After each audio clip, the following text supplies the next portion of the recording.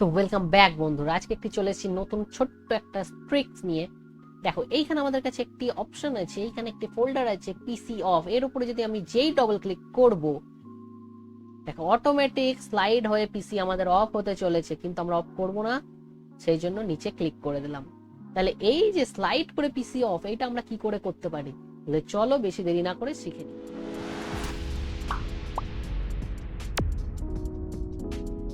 এর জন্য আমরা কম্পিউটারের হোম স্ক্রিনের উপরে রাইট ক্লিক করব, রাইট ক্লিক করে নিউ এর পরে এখানে শর্টকাটে যাব। শর্টকাটে গিয়ে এইখানে আমরা এই যে টাইপের একটা অপশন আছে, এইখানে আমরা জাস্ট টাইপ করে দেব slide to shut down dot EXE. Okay, dot EXE, slide to shut down dot EXE করে নেক্সট করব।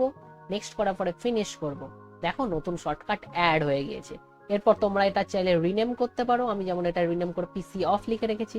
তাহলে এখানে দেখো একটি শর্টকাট তৈরি হয়ে গেছে, স্লাইড টু শাটডাউন। এর উপরে যখনই আমরা ডবল ক্লিক করব, ডবল ক্লিক করলে পিসি অটোমেটিক স্লাইড হয়ে শাটডাউন হতে শুরু করবে। এই তীর চিহ্নতে আমরা যদি ক্লিক করি অটোমেটিক শাটডাউন হয়ে যাবে, নিচে যদি আমরা ক্লিক করি শাটডাউনটা বন্ধ হয়ে যাবে। এই ছিল একটি কম্পিউটারের ছোট্ট ট্রিক্স। লাগলে লাইক করো, কমেন্ট করো এবং বন্ধুদের সাথে ট্রিকটি শেয়ার করে দিও।